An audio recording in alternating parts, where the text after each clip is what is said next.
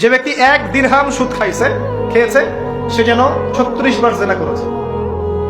একবার জেনা করেছে, আপনি জানেন কথার কথা বললাম যে কারো পরিবারের কোন এক মেয়ে বা ছেলে জেনা করে ফেলেছে, নাউজুবিল্লাহ, ধরা পড়েছে এলাকার মধ্যে, মানুষ তাকে কি সম্মানের চোখে দেখে?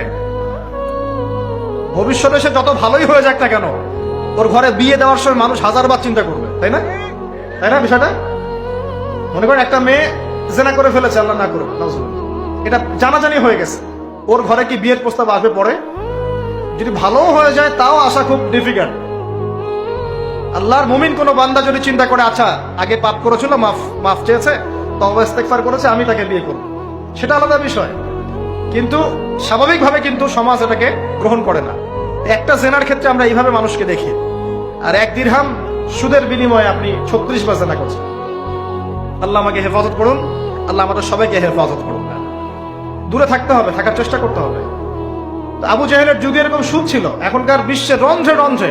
নবীজি তো আগেই বলেছেন মায়ের সাথে জেনা করার মতো পাপ। এই হাদিস তো জানেন আপনারা। সুদের 73টা শাখা আছে পাপের, তার সর্বনিম্ন শাখা হলো নিজের মাকে বিয়ে করা, নাউজুবিল্লাহ।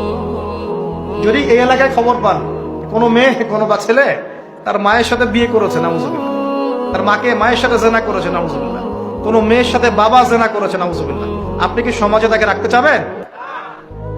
আপনি তো আইন শাসন কোনো কিছুর পরোয়াই করবেন না, গণপিটুনি দিয়ে মেরে ফেলবেন, আপনি এই কাজ করবেন না?